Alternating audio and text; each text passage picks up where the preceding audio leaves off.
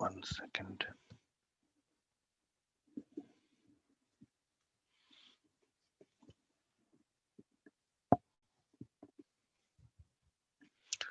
Okay, we'll start with the prayers.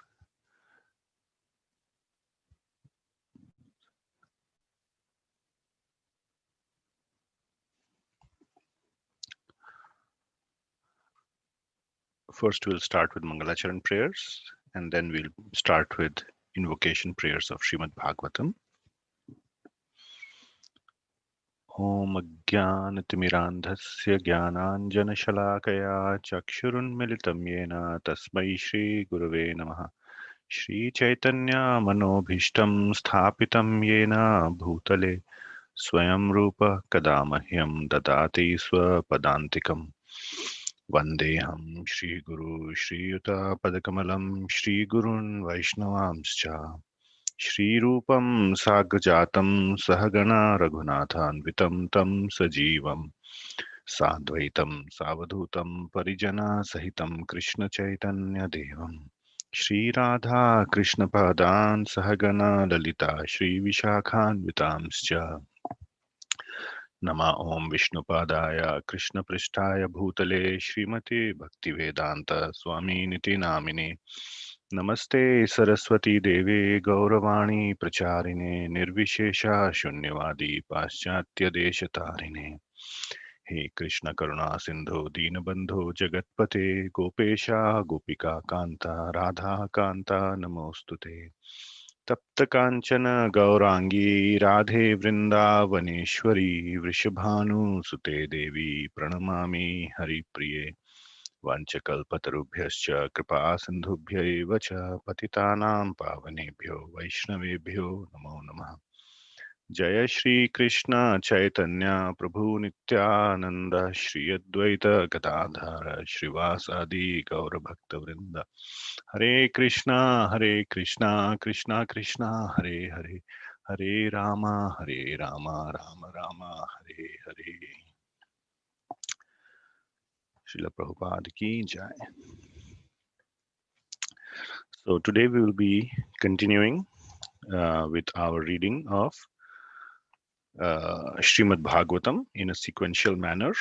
Last time I understand that Prem Roop Madhavi Mataji covered verse 33. This in Canto 1, Chapter 8. So we will be covering verse 34. So before we start the reading this verse number 34, let's recite the invocation verses for the Srimad Bhagavatam.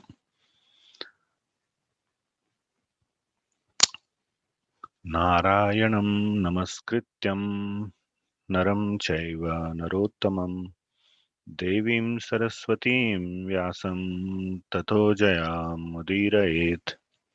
nashtaprayeshu abhadreshu nityam bhagavata sevaya bhagavati uttama shlokir bhaktir bhavati naishtaki krishnaya vasudevaya devaki nandanaya cha nandagopakumaraya govindaya namo namaha.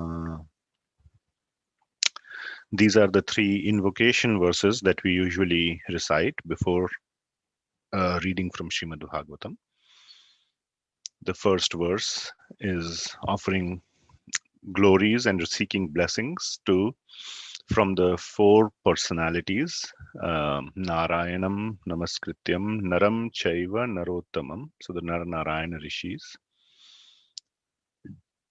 Devim from Lord Narayana, from Naranarayana Rishi, from Devim Saraswatim, from Mother Saraswati, and Devim Saraswatim Vyasam Tathojayam Udirayed. So, and from Srila Vyasadev, who's the compiler and author of the Srimad Bhagavatam. So, and if we seek the blessings of these four great personalities, the Lord himself, Narnarayan Rishi, Mother God Saraswati, and Srila Vyasadev, then we can better understand the topics of Srimad Bhagavatam. The next verse, Nashtaprayeshu Abhadreshu, Nityam Bhagavata Sevaya. If every day, Nityam, we hear Bhagavatam, we serve Bhagavatam, we can serve the book Bhagavatam by reading it and serve the person Bhagavata by serving them in a humble way, then Nashta Prayeshu Bhadreshu. Anything that is inauspicious is Nashta, is destroyed in our heart. And pure bhakti, or the space for pure bhakti, is generated within the heart. Nityam Bhagavata Sevaya Bhaktir Nashta Prayeshu Bhadreshu Nityam Bhagavata Sevaya. What's the next line? Nityam Bhagavata Sevaya Bhagavati Uttama Shloki. Bhagavati Uttama Shloki. So the Uttama Shloki of the Bhagavatam, Bhagavati Uttama Shloki, Bhaktir Bhavati Naishtaki. So pure bhakti rises in the heart. And then we glorify Lord Krishna himself, Krishnaya Vasudevaya, Devaki Nandanaya cha, Nandagopakumaraya, Govindaya, Namo Namaha. So very beautiful 3 verses. Okay, let's start with today's verse. Om Namo Bhagavate Vasudevaya. Om Namo Bhagavate Vasudevaya. Om Namo Bhagavate Vasudevaya. So this is text number 34, Canto 1, Chapter 8, text 34.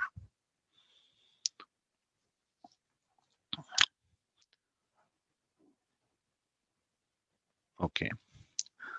Bharavataranaaya anye bhuvo nava iva dhadau सीदन्त्या भूरि भारेण जातो हि आत्मभुवर्थितः.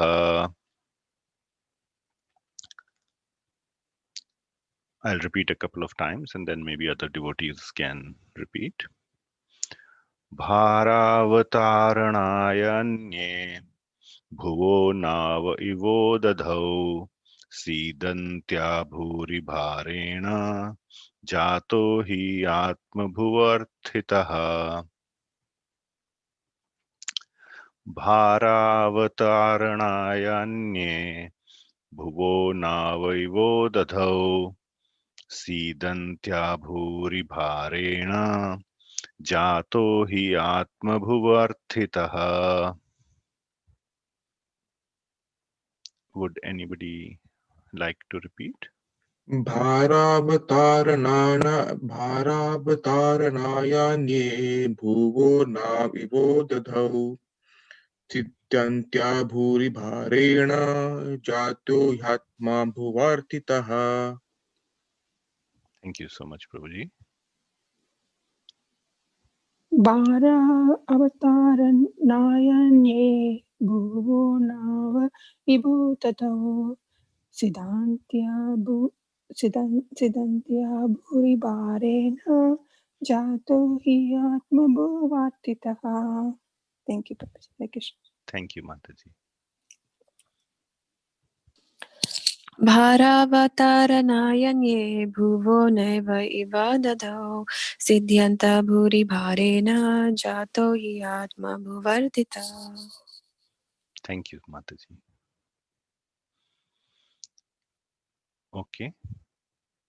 Anyone else? I'll give it a shot. Sure, Prabhuji. That'll be wonderful. Bharavataranya bhuvo nava ivodadao udadao siddhantya bhuri bharena jato hi atma bhuvaritaha. Thank you, Prabhuji. Okay. Yeah. Okay, we will continue then. Translation. Others say that the world, being overburdened like a boat at sea, is much aggrieved, and that Brahma, who is your son, prayed for you, and so you have appeared to diminish the trouble. Once again, others say that the world, being overwhelmed like a boat at sea, is much aggrieved, and that Brahma, who is your son, prayed for you, and so you have appeared to diminish the trouble. So basically, this, just before we go on to the purport by Srila Prabhupada, this verse is within a section of verses within the Srimad Bhagavatam of, or this is the set of prayers by Mother Queen, by Queen Kunti after the Mahabharat war is over and Lord Krishna is departing for Dwarka from Hastinapur. And as he's about to depart, Mother Kunti is very, very sad that Lord Krishna is now leaving them, and she cannot bear that pain of separation from Lord Krishna. So, as he is getting onto the chariot to leave, Queen Kunti is offering these prayers to the Lord with a slight hope that maybe the Lord will stay a little bit longer and her separation will be delayed. So, within this section of prayers of Queen Kunti, she has very nicely offered these prayers in and saying some very, very deep things to glorify Lord Krishna.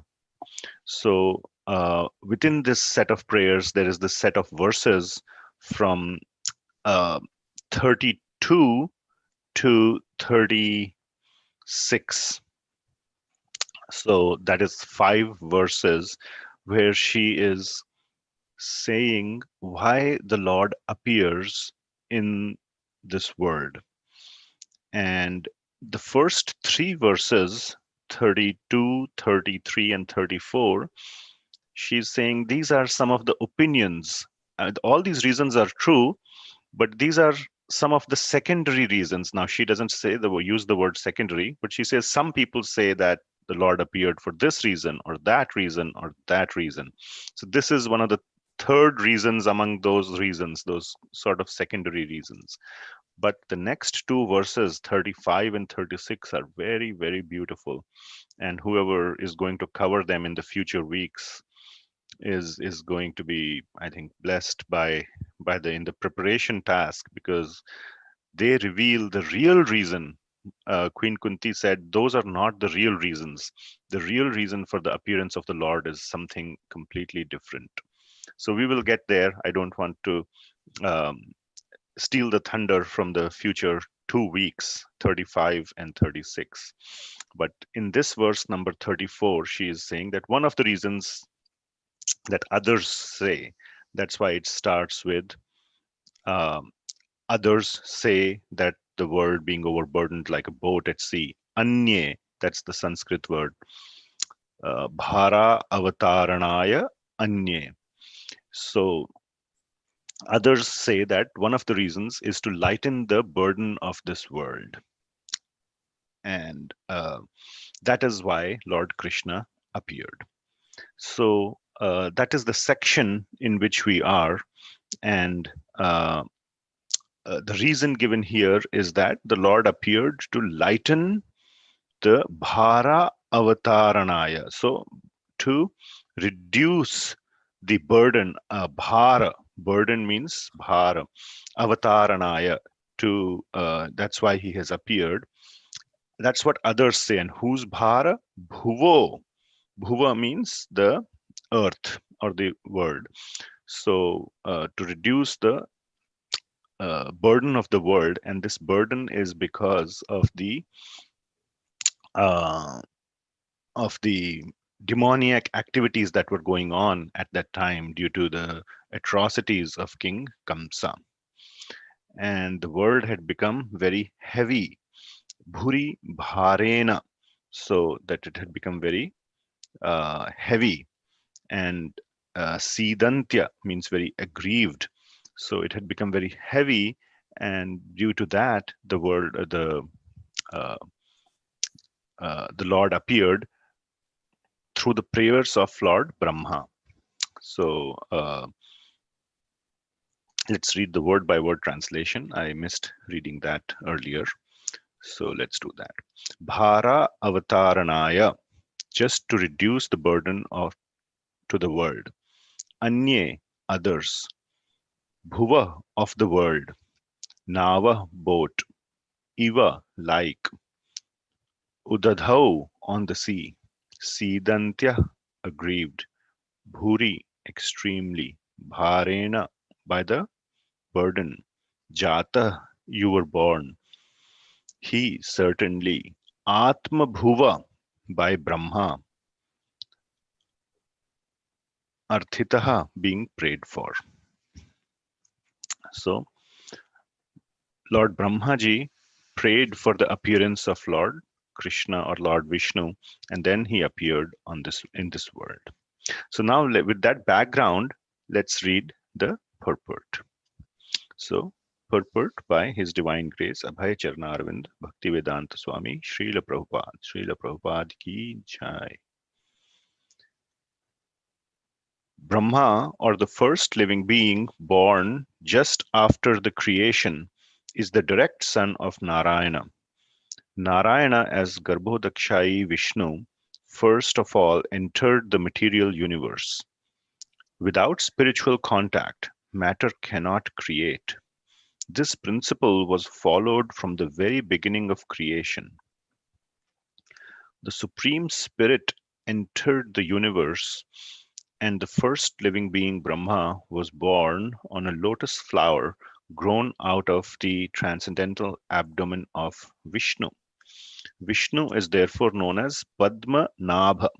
Nabha is like the belly button, and Padma is lotus flower. So when the lotus flower grows from the Nabhi of Lord Vishnu, that's why he's called Padmanabha. And from that lotus, uh, on that lotus, Lord Brahma is born. Brahma is known as Atmabhu because he was begotten directly from the Father without any contact of Mother Lakshmi Ji. Lakshmi Ji was present near Narayana, engaged in the loving service of the Lord, and still without contact with Lakshmi Ji, Narayana begot Brahma. So Srila Prabhupada is explaining why he is called Atmabhu. That's because he was born without the need for a mother. That is the omnipotency of the Lord. One who foolishly considers Narayana like other living beings should take a lesson from this. Narayana is not an ordinary living being. He is the personality of Godhead himself. And he has all the potencies of all the senses in all parts of his transcendental body. An ordinary living being begets a child by sexual intercourse, and he has no other means to beget a child other than the one designed for him. But Narayana, being omnipotent, is not bound to any condition of energy. He is complete and independent to do anything and everything by his various potencies, very easily and perfectly. Brahma is therefore directly the son of the Father and was not put into the womb of a mother. Therefore, he is known as Atmabhu. This Brahma is in charge of further creations in the universe, secondarily reflected by the potency of the omnipotent. Within the halo of the universe, there is a transcendental planet known as Shweta Dvipa, which is the abode of the Kshirodakshayi Vishnu, the Paramatma feature of the Supreme Lord. Whenever there is trouble in the universe that cannot be solved by the administrative demigods, they approach Brahmaji for a solution. And if it is not to be solved even by Brahmaji, then Brahmaji consults and prays to Kshirodakshayi Vishnu for an incarnation and solution to the problems. Such a problem arose when Kamsa and others were ruling over the earth, and the earth became too much overburdened by the misdeeds of the Asuras. Brahmaji, along with other demigods, prayed at the shore of the Kshirodaka ocean, and they were advised of the descent of Krishna as the son of Vasudeva and Devaki. So, some people say that the Lord appeared because of the prayers of Brahmaji. So, um, Srila Prabhupada ki jai. So, it's not like some people say, as it is mentioned in the verse, Anye, that's very true. A lot of people say, but it is also based on absolute authority. There is a whole section in the 10th canto of the Srimad Bhagavatam, the first chapter, in fact, which mentions this whole pastime of the Lord's appearance or the motivation for the Lord's appearance. So I thought we can read from there a little bit, but just to once again summarize, in this verse, Queen Kunti is glorifying the Lord, saying that one of the reasons that the Lord appeared was because of the prayers of Lord Brahma for the Lord to descend on this planet and save this world from the burden of the demoniac activities of Kamsa and his other um, and the other demons. So that is a very, very beautiful pastime that occurred at the beginning of or before the Lord actually appeared. So I thought I'll read a little bit about this. I'll speak a little bit about this. As I said, the overall section is about the various reasons the Lord appears, leading up to the primary reason of the Lord's appearance, which will be covered by two very fortunate devotees in the next 2 weeks. So that reason, the real reason for the Lord's appearance, is coming in the next 2 weeks. So please don't miss those descriptions. And of course, you can read ahead in the next 2 verses, and you will get an idea of the real reason for the Lord's appearance, as Mother Kunti says. So, however, in this chapter, or rather in this verse, sorry, the Mother Kunti is describing this particular reason, which is very true, as mentioned in the 10th canto of the Srimad Bhagavatam. Now, I'll read a couple of paragraphs from this book. This is the Krishna book, which is Srila Prabhupada's summary of the 10th canto of Srimad Bhagavatam. And the very first chapter is titled The Advent of Lord Shri Krishna. And in the first few paragraphs, Srila Prabhupada is describing the appearance of Lord Shri Krishna and how Mother Bhumi, the goddess Earth personified, Mother Bhumi is the earth. She went as a humble cow, taking the form of a cow, to Brahmaji. As we read in the purport, that whenever the various Devis and Devatas, and Mother Bhumi is one of those Devis, cannot solve the problems at her level, they approach Brahmaji. And when Brahmaji cannot solve a problem, then he approaches Lord Vishnu. So some very beautiful aspects we will be seeing from this reading, and as we go, we will highlight some portions from here. I'm just looking at my notes that I prepared and see what anything else. Okay, so let's read from the Krishna book. Once the world was overburdened by the unnecessary defense force of different kings who were actually demons, but were posing themselves as the royal order. So very nicely, Sri Prabhupada is saying they were actually demons, but posing as the royal order, which is kind of some part of the situation even in today's world. At that time, the whole world became perturbed by the predominating deity of this earth known as Bhumi. Went to see Lord Brahma to tell of her calamities due to the demoniac kings. Bhumi assumed the shape of a cow and presented herself before Lord Brahma with tears in her eyes.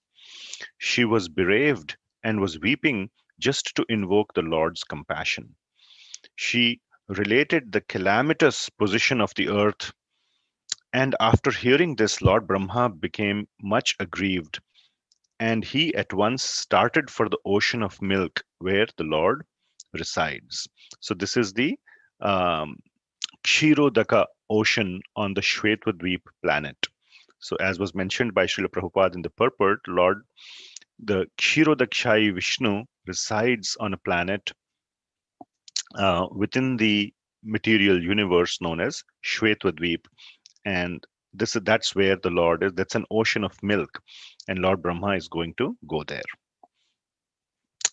On the beaches of the ocean, he still can't directly approach Lord Vishnu. We will see that. So Lord Brahma was accompanied by all the demigods, headed by Lord Shiva, and Bhumi also followed. So actually, if you see the verse in Srimad Bhagavatam, Lord Shiva is directly mentioned. Trinayana, or that's the phrase that is used, Trinayana or something very close to that, which means the one who has three eyes, and Lord Shiva, that's the direct reference to Lord Shiva. Arriving on the shore of the milk ocean, Lord Brahma began to pacify Lord Vishnu, who had formerly saved the earthly planet by assuming the transcendental form of a boar. This was the Varaha avatar. And at that time, the Lord had already saved the earth long, long back as Lord Varaha, due to the atrocities of Hiranyaksha, who was the brother of Hiranyakashipu. Then he had to come again to save the world from the atrocities of Hiranyakashipu, and that time he came as Lord Narsinghadev. In the Vedic mantras, there is a particular type of prayer called Purusha Sukta. Generally, the demigods offer their obeisances unto Vishnu, the Supreme Personality of Godhead, by chanting the Purusha Sukta.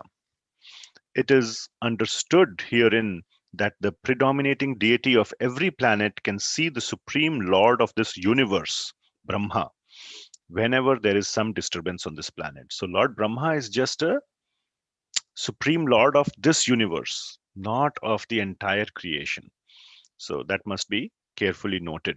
There are millions and billions of universes that are emanating from the body of Karanodakshai Vishnu, or Mahavishnu. And every universe has a further in charge who is a Brahmaji. So every universe has a Brahmaji. So Brahmaji is like a post, it's not the name of a specific person. And Mother Bhumi approached Brahmaji of this universe, who's being called here as the Lord of this universe. And Brahma can approach the Supreme Lord Vishnu not by seeing him directly, but by standing on the shore of the ocean of milk. There's a planet within this universe called Shvetadvipa, and on that planet there is an ocean of milk. It is understood from various Vedic literatures that just as this is the ocean of salt water, or there is an ocean of salt water on this planet, there are various kinds of oceans on other planets. Somewhere there is an ocean of milk, somewhere there's an ocean of oil, and somewhere there are oceans of liquor and of many other types of liquids. So this is not fantasy or some fairy tale. There is an ocean of oil or very oily liquid even on this planet, and I have personally visited there. It's in Israel, called as the Dead Sea. It's basically oily. It's water mixed with a lot of oil, so it's almost very oily. And because it's oil, its specific gravity is very low, which means even things that would get submerged in water would not submerged in oil. We know that oil floats on water. All of us know that. So oil is lighter.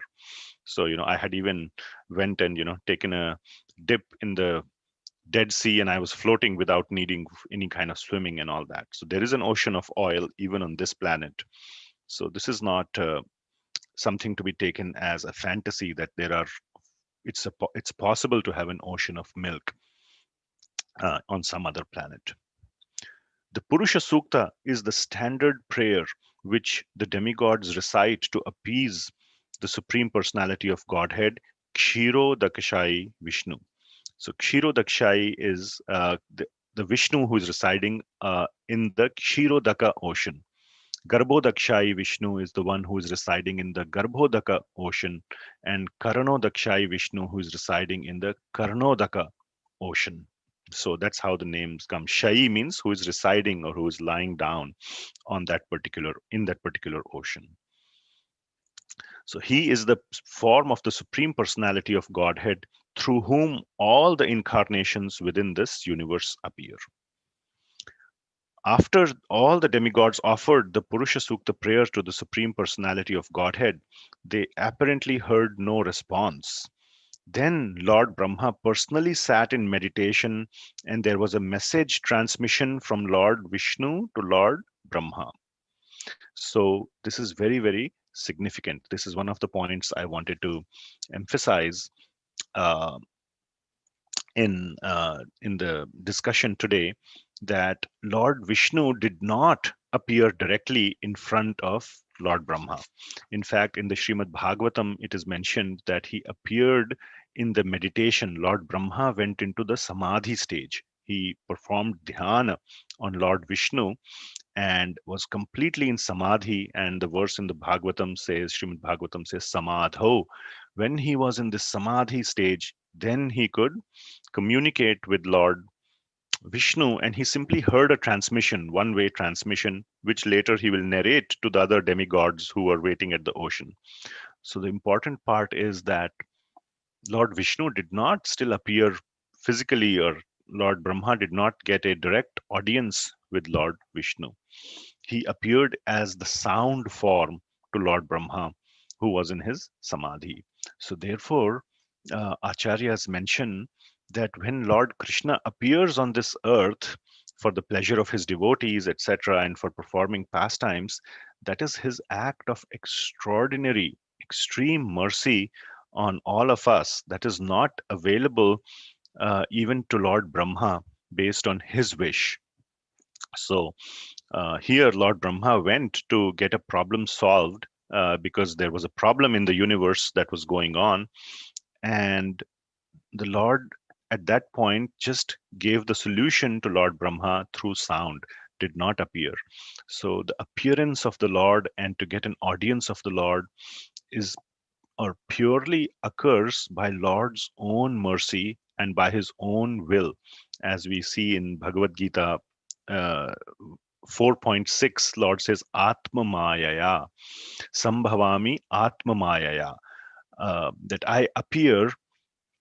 This is the verse just before the Sambhavami Yuge Yuge, Yada Yada Hi Dharmasya. Before that says Sambhavami Atma Mayaya, I appear out of my own free will. So I had talked about this particular aspect about the Lord's transcendental appearance in a different class just before Janmashtami this year. That's probably available on the ISKCON Portland Facebook and YouTube channel. And so I won't go into the details at this point. But it's very important to note that the Lord's appearance is an act of his own free will and an act of extraordinary mercy on all of us, and we should use our lives fully in relishing the pastimes that occurred when the Lord was here, hearing about those pastimes, sharing about those pastimes, and spending a significant part of our life meditating on those pastimes of the Lord. Kathayantascha mam nityam.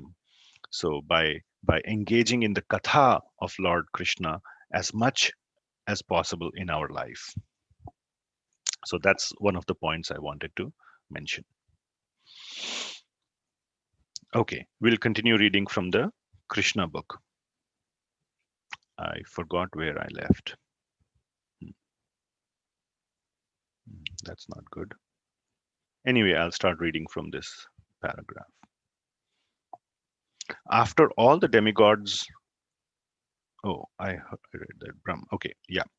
Then Lord Brahma personally sat in meditation, and there was a message transmission from Lord Vishnu to Brahma. Brahma then broadcast the message to the demigods. That is the system of receiving Vedic knowledge. The Vedic knowledge is received first by Brahma from the Supreme Personality of Godhead through the medium of the heart. As stated in the beginning of Srimad Bhagavatam, Tene Brahma Hridayadi Kavaye. The transcendental knowledge of the Vedas was transmitted to Lord Brahma through the heart.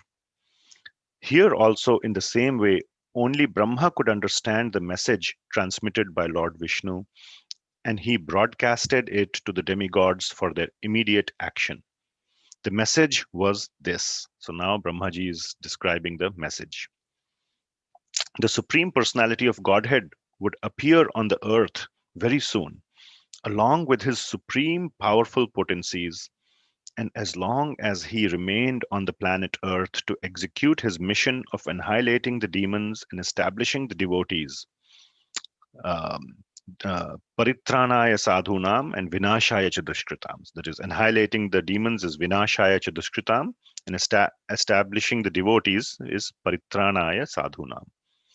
The demigods should also remain there to assist him. They should all immediately take birth in the family of the Yadu dynasty, wherein the Lord would also appear in due course of time. So the Lord is telling Lord Brahmaji to tell all the other demigods that they should all appear on the earth to take part in his pastimes, to take part in his leelas, and to assist him. So when the Lord comes, he appears with his whole paraphernalia. You can see, when the president comes, he just doesn't come driving in his own car or doesn't come in a commercial plane. The whole entourage comes. So when that happens for a little leader of this country, what to speak of the Supreme Lord himself? He appears with all his associates. So something more to speak there as we go along. The Supreme Personality of Godhead himself, Krishna, would personally appear as the son of Vasudeva. Before his appearance, all the demigods, along with their wives, should appear in different pious families in the world just to assist the Lord in executing his mission. The exact word used here is tat priyartham, which means that the demigods should appear on the earth in order to please the Lord. So here it is mentioned that the demigods, even along with their wives, should appear. So this is something very beautiful, and acharyas have explained that even the wives of the demigods should appear. So all the manus, the manvantara avatars, uh, requested their wives to go and worship the Vrajagopis, the Nitya Sakhis of Lord Sri Krishna. And when they developed that relationship with the Nitya Sakhis, the Vrajagopis, they took birth as Priya Sakhis of Krishna, or the Sakhis or the girlfriends of the Nitya Sakhis. So they got that position that's mentioned. That's one of the examples of the wives of the demigods, of the Manvantara avatars, who took birth as the Priya Sakhis during Lord Krishna's pastimes. In other words, any living entity who lives only to satisfy the Lord is a demigod. So Srila Prabhupada is giving like a definition of a demigod, a devata. Who is a devata? A devata is one who lives his life with the sole purpose of satisfying the Lord. The demigods were further informed that Ananta, the plenary portion of Lord Krishna, who is maintaining the universal planets by extending his millions of hoods, would also appear on earth before Krishna's appearance. This is Lord Balaram, of course. They were also informed that the external potency of Vishnu, Maya, with whom all the conditioned souls are enamored, would also appear by the order of the Supreme Lord just to execute his purpose. After instructing and pacifying all the demigods as well as Bhumi with sweet words, Lord Brahma, the father of the Prajapatis, so the very beautiful term is used here for Lord Brahma, Prajapati Pati. Pati means master. So Prajapatis, there are many, many Prajapatis. All the Manus are called Prajapatis, and there are few others. But Lord Brahma is Prajapati Pati, the master of the, or the father of the Prajapatis. So anyway, so the father of the Prajapatis, or the progenitors of the universal population, departed for his own abode, the highest material planet called Brahmaloka. So we'll stop reading of the Krishna book at this point, and a few other things to mention here with one very, very nice thing that I heard in one of the lectures. I just want to share that with you. So stay tuned for that. So by the way, since it's already 8:45, there was a point I wanted to convey about the appearance of Yogamaya and Mahamaya. And a very beautiful and very detailed description of this is given by Srila Prabhupada in his book Teachings of Queen Kunti. So as we are going through this chapter called Prayers of Queen Kunti and the purports in Srimad Bhagavatam, there are more detailed purports um, that are available in this book called The Teachings of Queen Kunti, which is a book that Srila Prabhupada published, which is just the prayers, just that section of prayers. It's a thin book. And the purports there, Srila Prabhupada has given more details. He has poured his heart out in many different ways. So I invite all the devotees to go read Srila Prabhupada's writings on this specific verses. And on this verse, which happens to be chapter 17, which means this is the 17th verse in the sequence of the prayers of Queen Kunti, he has given a very beautiful description, or a very clear description of Mahamaya and Yogamaya. They are both the energy of the Lord. Like he says, electricity is an energy, but it can use to heat or to cool. So it's the same energy, and it can be used for both purposes. So Maya is the energy of the Lord, and when it is working on the devotees of the Lord, then it is known as Yogamaya. So Yogamaya can work on the devotees of the Lord, and Yogamaya works on the devotees of the Lord to increase their pleasure, to increase their rasa, or their experiences in their various interactions with the Lord.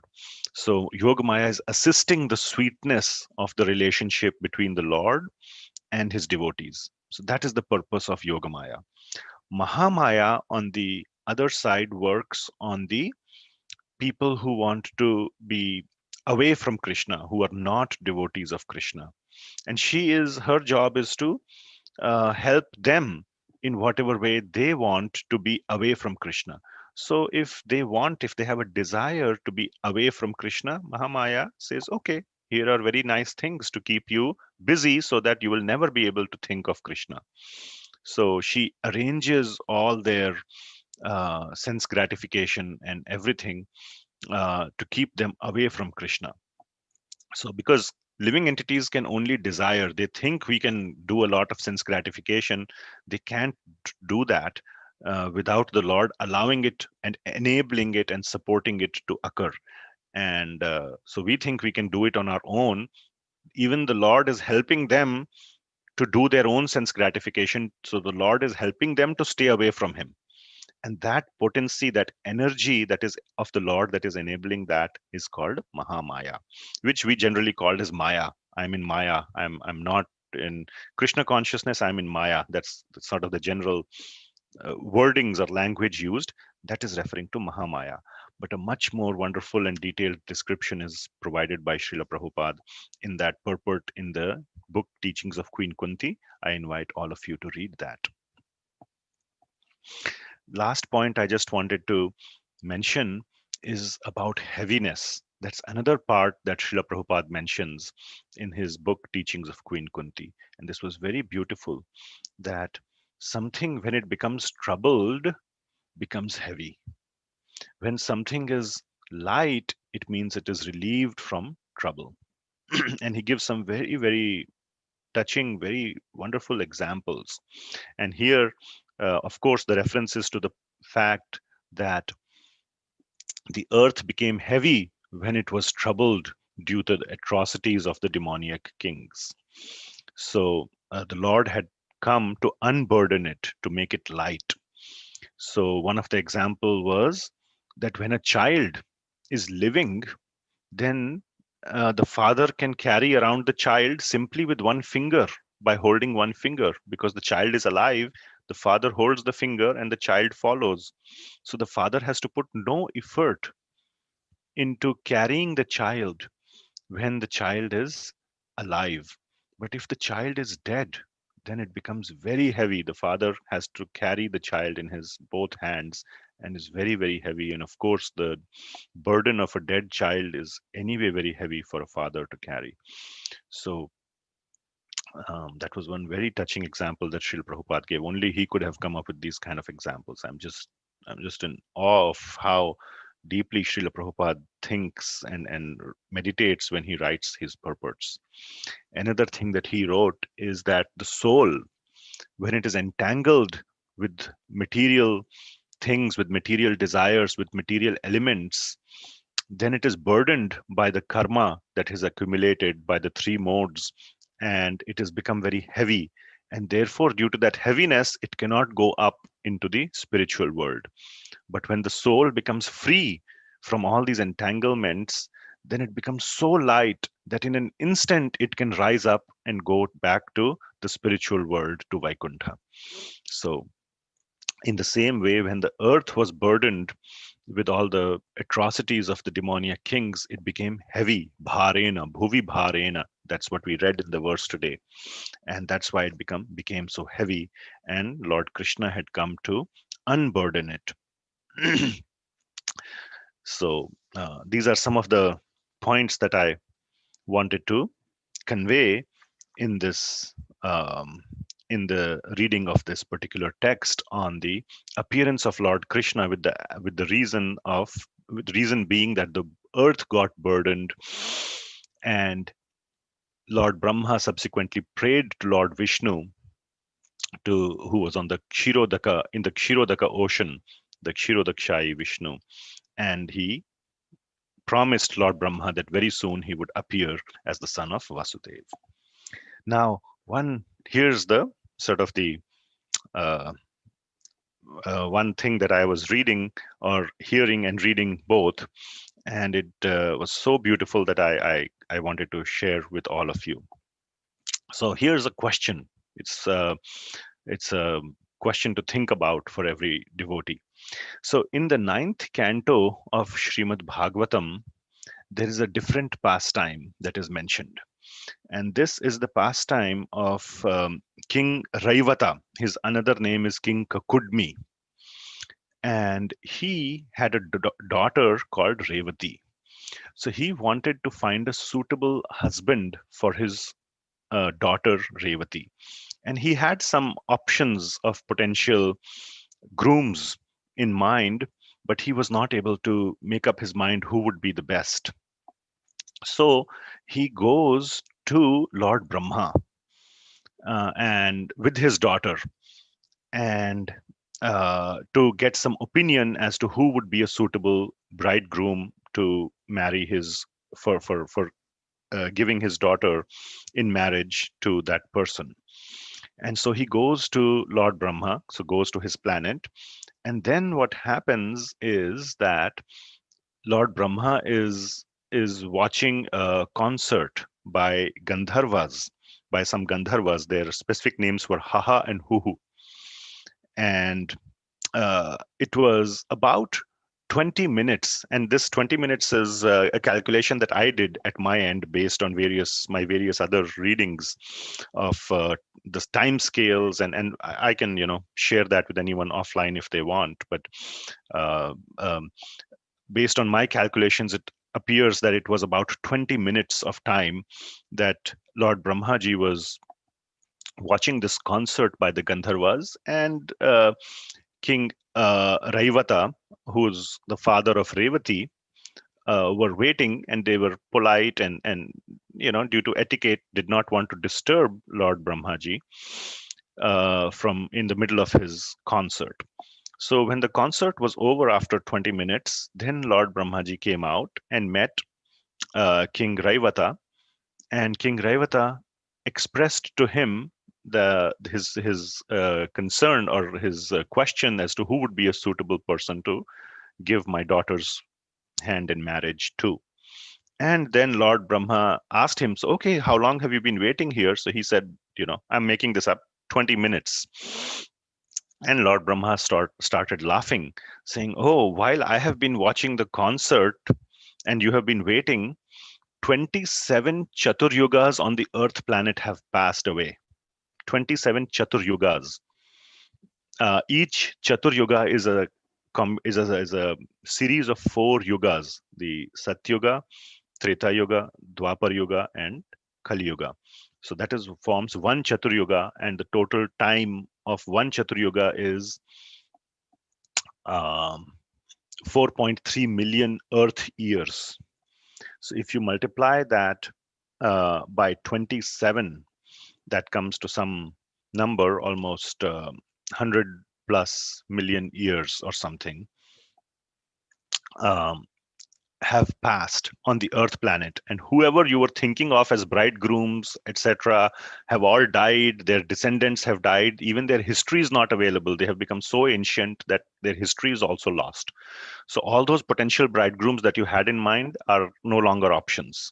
Now, this also shows the difference in the time scale between on the Earth planet and on Lord Brahma's planet, which is just mind-boggling.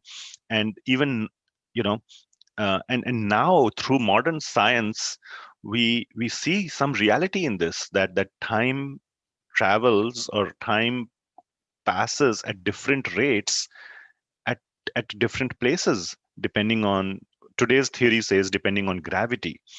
But so either, Lord Brahma's planet was very, very heavy, or whatever may be the reasons, if we were to reconcile modern science with Vedic science. But anyway, the point is that the time passes at different rates on different planets. So much time has passed. So now all those options Brahmaji said to King Raivata are gone. So what you should do instead, he said, I have a good advice for you. Go back. Lord Balaram has just appeared on the Earth planet. And you should go back immediately. Don't spend any more time here, because if you spend a few more minutes here, many, many yugas will pass on the Earth planet. So return immediately and marry your daughter to Lord Balaram. So King Raivata or King Kakudmi took that advice and immediately went back and did that. So here comes the question that Lord Brahma was watching this concert while on Earth. For the Earth duration of 27 Chaturyugas, Lord Brahma was busy watching the concert. That's what Lord Brahma was doing while these 27 Chaturyugas were passing on the Earth planet. Now, but we know that before Lord Krishna's appearance, Lord Brahmaji went to Lord Vishnu for these prayers, like we just read.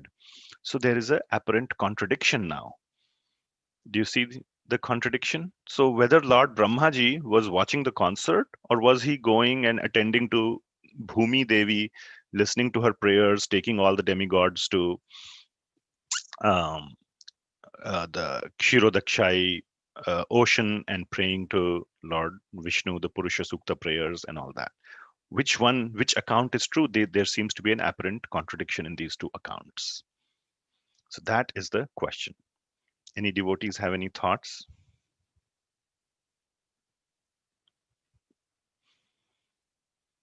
So these are just beautiful topics to think about, and it just increases. I mean, there's no, it's not a quiz. It's not something like to get right, but for me, it just increases my appreciation for our scriptures, for the acharyas and the devotees who explain these concepts, and it just deepens my love for reading Srimad Bhagavatam, for trying to read various portions and just appreciating it at a deeper and deeper level. So that's the outcome of this exercise, not like right or wrong or what's the answer kind of thing, but just to increase our relationship with the shastras and with the explanations given by the acharyas. So let me share. So the acharyas, and especially Vishwanath Chakravarti Thakur, unlocks this mystery for all of us, and he says that there are two Vishnus, and not he says that there are two Brahmas, not Vishnu, I said. one is known as the Hiranyagarbha Brahma and one is known as the Vairaja Brahma. So this reference to this is also found in the Brahma Samhita. If we read the Brahma Samhita, the prayers before the section on the prayers, there is the prayers of Brahma Samhita start from the 29th verse of Brahma Samhita, but there are 28 verses before it. The first verse, one being Ishvara Parama Krishna Satchidananda Vigraha Anadir Adir Govinda Sarva Karana Karanam. So that's the first verse, and then followed by 7 more verses. And in within those verses, the whole background of how Lord Brahmaji came up to the point of reciting those beautiful Brahma Samhita prayers. And in that, the sort of the sequence or some of the aspects of creation of this universe are mentioned. And there it is mentioned about Hiranyagarbha Brahmaji, who is present even before a universe is created. And he appears directly from the body of Mahavishnu. And he is called as like a prototype Brahma. So he's like a prototype. Now, again, it's too hard to explain these concepts. I myself don't understand them very well. I'm just repeating what I read and heard. And that uh, from that prototype Brahmaji, the actual Brahmas enter into various universes. So when those actual Brahmas enter into the various universes, they are known as Vairaja Brahmas. So from this one Hiranyagarbha Brahma come the various other Brahmas. That's the understanding. So there are two sort of, for a given universe, there are two Brahmas. One is the Vairaja Brahma and the prototype or the Hiranyagarbha Brahma. So uh, King Kukudmi and his daughter Revati went to the Hiranyagarbha Brahmaji, who was attending the concert and so on and so forth. Whereas at the same time or in a similar time frame, uh, uh, Mother Bhumi went to the Vairaja Brahma, and he was the one who prayed to Lord Vishnu and did the Purusha Sukta prayers and got this. So that Brahmaji is the one that is mentioned as Atma Bhuva. He is the one who is that who was born on that lotus flower coming out of the navel of the Garbhodakshayi Vishnu, etc. So that is the difference as explained by Srila Vishwanath Chakravarti Thakur, and I was hearing in one of the lectures this beautiful aspect as well. So I thought I'll share this with all of you. So it's 9 o'clock. I'll stop here and see if there's any discussion or any comments or corrections. Please feel free to share. Thank you so much. Hi, Krishna Prabhuji, a beautiful class and really thought-provoking point. I never thought of it in that aspect. I can't wait to share it with my brother. He's interested in such things. Prabhu, just a quick question. I was wondering who actually then performed the Brahma Vimohan Leela? Could you repeat the question again? I missed that. Yeah, I was wondering who performed the Brahma Vimohan Leela? Which Brahma got bewildered? I wouldn't know for sure. I don't want to speculate. Now that there are two options, as we know, that question can be asked for a lot of the pastimes of Lord Brahma. As to which Brahma are we referring to? So I'm sorry, I don't know. I just read about this particular pastime, and that's all I know. But again, these questions are wonderful questions, and I said, like I said, the beauty is not about getting enlightened about the answer to this question. Aha, now I can go and answer. Like as evident right now, I seemed to be able to successfully explain this particular aspect, but right in the next moment you asked a different question and my shortcomings are evident. So and I couldn't explain. The point is to or for me at least, the point is that when I read these things and when I dive deeper into these explanations, it just enriches my whole experience of interacting with Srimad Bhagavatam, with the Vedic scriptures, and increases my appreciation for the various devotees who have given various explanations.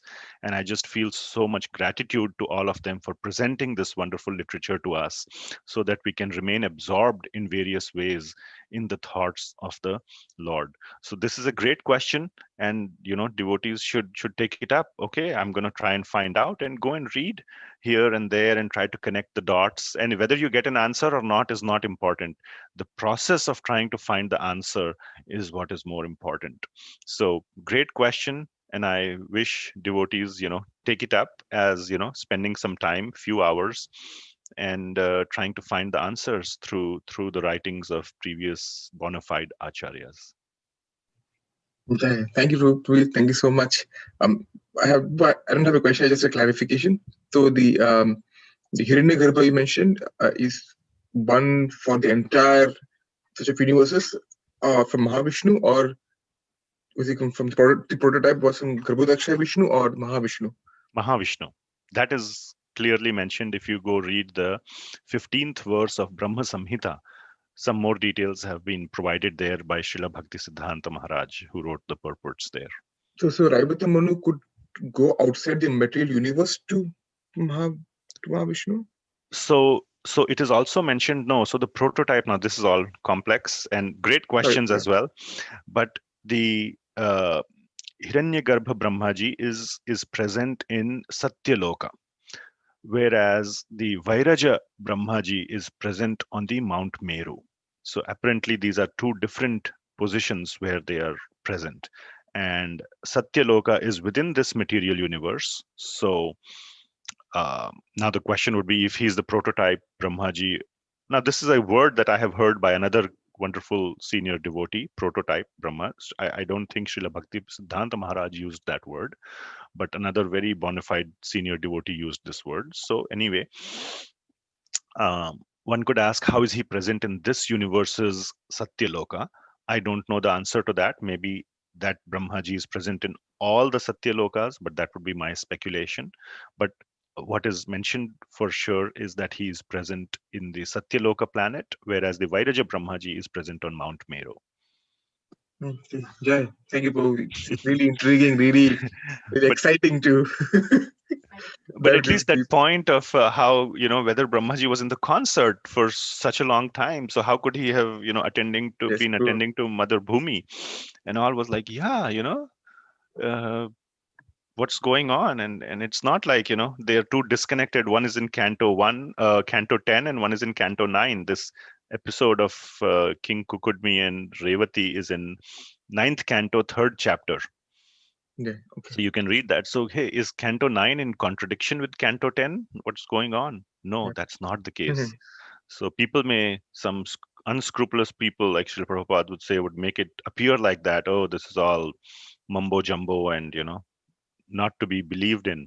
That's absolutely not the case. For those who want to believe it that way, it shall be that way. But for those who want to dive deeper and with faith, no, there has to be a correct answer. It cannot be. Then they will through their faith and their devotion will sooner or later find out the right answer. There has to be that faith that this is right. Like in mathematics, if the two sides of the equation don't match up, nobody says math is wrong. They will say, yes, there has to be a flaw here. They will spend years in trying to find out the flaw and never accept. So they have the full faith that there is a flaw in our understanding rather than the flaw in the foundational science. So in the same way, this Vedic science is flawless. If we find contradictions, it's our problem, not the problem of the science. Yeah, thank you so much for the wonderful explanation, Prabhu. Thank you.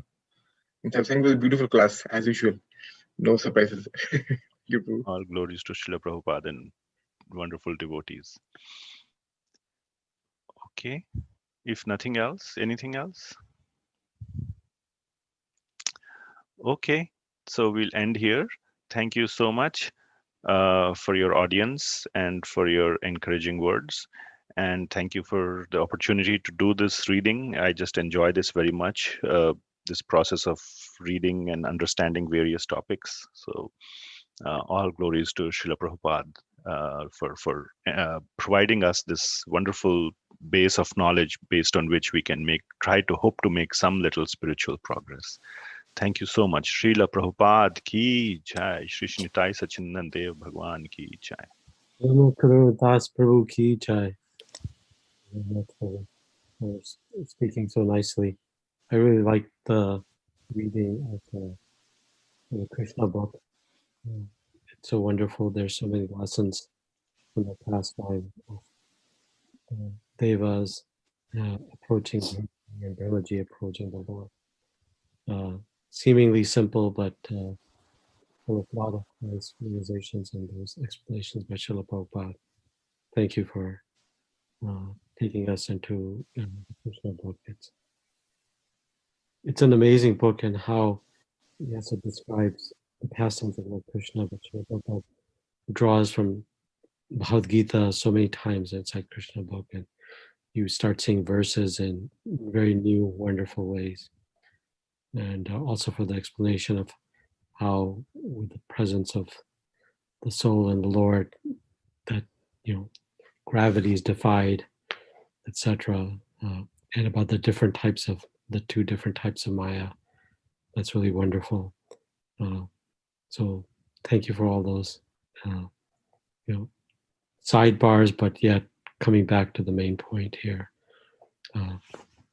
I really like how Srila Prabhupada in his lecture to this verse says, there are so many opinions of why Krishna came, but the real conclusion is that Krishna appeared for his own pleasure. That was something that I found very instructive. I also found it instructive how he's fully independent and has all potency, yet he asked the Devis and the Devatas to appear. The only way you can explain it is that their parents gives him pleasure. Otherwise, why does he need the Devis and the Devatas to appear in the Yadu clan? Right? It can only be for some purpose of his, which is pleasure giving. So thank you for pulling from that conversation or lecture that Srila Prabhupada gave. Thank you. So does anybody else have appreciation or a reflection, I guess is probably a good word. Thank you, Prabhuji, for the wonderful class. I really like the way the example when a father can hold a child by his single finger and taking him further. But when the child is dead, it is becoming very hard for the father to carry. So similarly, world was full of all the demoniac actions and other Spiritually things. dead people. Yeah, Brahmaji was not able to solve the problem, so he was approaching to the Lord. That analogy is really. Yeah, that's all Thank glories you, to Srila Prabhupada.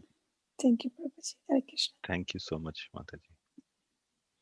So if there's not another question or reflection, then just announcement.